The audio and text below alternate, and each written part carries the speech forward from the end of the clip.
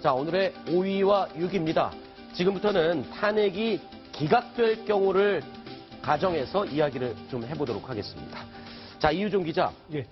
재판관 가운데 몇 명이 지금 반대를 하면 기각이 되는 거죠? 그렇게 되면? 6명이 반대를 하면, 반대죠. 예, 반대죠. 3명이 반대를 하면 기각이 되는 겁니다. 네. 원래 인용이 6명이 찬성을 하면은 인용이 되는 경우가 있는데, 거기서 1명만 더, 2명이 아니고 3명부터가 이제 기각이 되는 경우가 되겠죠. 네, 맞습니다. 헌법재판소는 절반, 과반 이상 이거를 적용하지 않고, 일단 6명 이상이 찬성해야지 인용이 되는 걸로 하기 때문에 기각이 되려면 3명의 재판관만 손을 들면 되는 상황이 됩니다. 네. 노무현 전 대통령은 탄핵 기각된 다음에 며칠 정도 있다가 이제 공식 석상에 나왔던 거죠. 네. 업무가 복귀가 됐으니까요. 그렇죠? 네, 어떠냐 하면요. 네. 자, 그때 탄핵 심판 결과가 기각이다. 얘기가 네. 나오자마자 바로 복귀했습니다. 일각에서는 주문서가 청와대에 송달도 되기 전에 네. 복귀를 했다. 이런 얘기가 아하. 나오는데요. 그 당시에 노무현 대통령이 이 청와대 대변인의 명의로 바로 입장을 냈고요. 네. 그리고 곧바로 이 청와대 수석들을 모아가지고 오찬을 했습니다.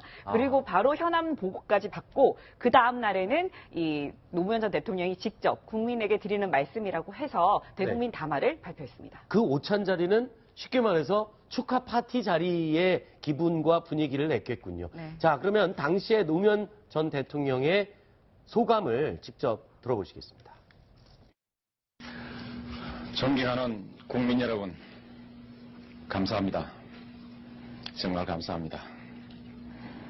탄핵 국면이 시작됐을 때 저는 우리 국민들이 이 상황을 잘 극복해 나가주실 것으로 믿었습니다.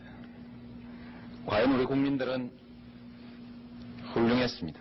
대통령 공백이라는 초유의 사태를 조금도 동요하지 않고 차분하게 대처해 나가는 모습을 보면서 다시 한번 굳은 믿음을 갖게 됐습니다. 이동영 차장, 네. 그 업무 복귀에서 제일 먼저 한 일이 뭐였습니까? 노무현 전 대통령. 예, 노무현 전 대통령 같은 경우에는 참모들과 오찬을 하고 그리고 나서 곧바로 그동안 밀렸던 국정 현안에 대한 업무 보고를 받는 것으로 일과를 시작을 했던 것으로 네. 알게 되고 있습니다. 그렇군요.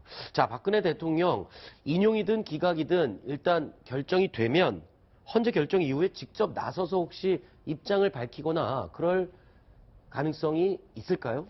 네, 그렇죠. 보통 선거만 해도 네. 자신이 이제 압승을 하느냐 아니면 그 낙마를 하느냐 이런 상황에 따라서 두 가지의 정도의 가능성을 예비해서 그 연설문 같은 것을 준비해 둡니다. 그렇기 네. 때문에 청와대 내에서도 이전에 여러 가지 정보를 통해서 어떤 결과가 나올 것이다라고 추측을 하고 있지만 만일의 사건을 대비해서 두 가지의 경우를 대비한 연설문 같은 것을 충분히 입장 발표문 같은 것을 충분히 준비했을 겁니다. 그렇죠. 제 생각에는 이게 인용이냐 기각이냐 이 경우에 따라서 약간 다를 것 같습니다. 네. 만약에 기각이 되면 박근혜 대통령 본인이 직접 자신이 이 부분에 대해서 얘기를 할 것 같아요. 대국민 담화를 통해서 지금 이러이런 상황이었으니까 그동안 이런 일을 덮어두고 어떻게 하자든가 이렇게 직접 입장을 발표할 것 같은데 만약에 탄핵이 인용이 되면 네. 본인이 직접 할까 이 부분에 대해서는 좀 의문이 듭니다. 박근혜 대통령 그동안 국민 앞에 직접 서는 거를 이번 최순실 게이트 이후에 굉장히 꺼려오지 않았습니까? 네네. 검찰 수사도 피해오고 그렇기 때문에 아마 인용이 되면 또 무엇보다 이 대한민국 역사상 처음으로 탄핵당한 대통령이 되잖아요. 이런 네. 부분에 있어서 본인이 직접 발표하기보다는 뭐 측근이나 대변인 명의로 입장을 발표하지 않을까 이런 생각도 한번 해봅니다. 또 박 기자님의 그런 그 입장을, 그 말씀을 좀 더 좀 나눠보고 싶은데요. 네.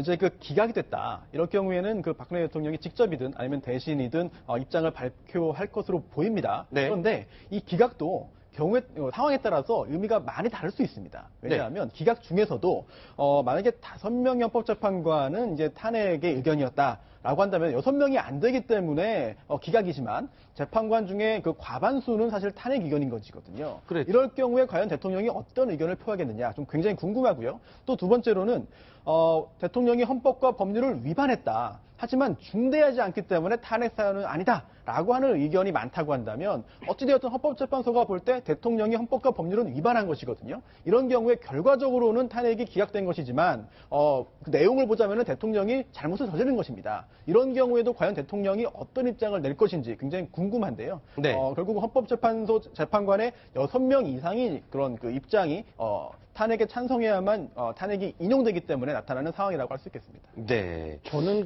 이런 형식적인 문제보다도 어떤 내용을 좀 잘 담아야 되지 않겠는가. 네. 박근혜 대통령이 그동안 그 최순실 게이트 이후에 몇 차례 국민 앞에 섰습니다만 설 때마다 새로운 논란이 일었고 말이 바뀌었느냐 거짓말이다 이런 논란이 끊이질 않았거든요.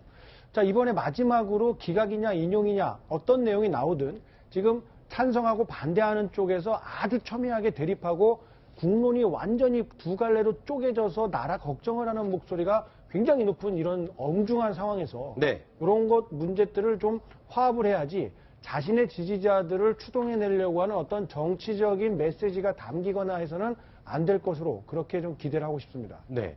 그리고 또 기각이 될 경우에는 업무로 이제 복귀를 하게 되지 않습니까? 이렇게 되면 검찰 수사도 좀 흐지부지 되는 건 아닐까 이런 생각이 들거든요. 그럴 가능성이 있습니다. 설령 검찰이 이제 특별수사본부를 다시 재가동해서 열심히 대통령에 대해 수사를 하려고 노력을 한다 하더라도 현직 대통령의 경우에는 내란 또는 외환에 관련된 죄가 아니면은 소추되지 않습니다. 네. 그리고 그 해석상 강제 수사 대상도 되지 않기 때문에 대통령이 협조해서 대통령이 응해서 대면 조사에 나오지 않는 이상 강제적으로 신병을 확보할 수가 없습니다. 따라서 대통령이 임기 만료에 의해서 퇴직하기 전까지는 사실상 검찰이 강력한 그런 조사 내지 수사를 하기 어려운 상황이 되기 때문에 대통령 입장에서는 일단 내일 탄핵이 인용되느냐 기각되느냐가 검찰 수사와 관련해서도 굉장히 여러 가지 큰 차이점을 드러낼 수 있는 상황인 것 같습니다. 네, 알겠습니다. 자, 이 대통령의 운명 내일 오전 11시에 결정이 됩니다.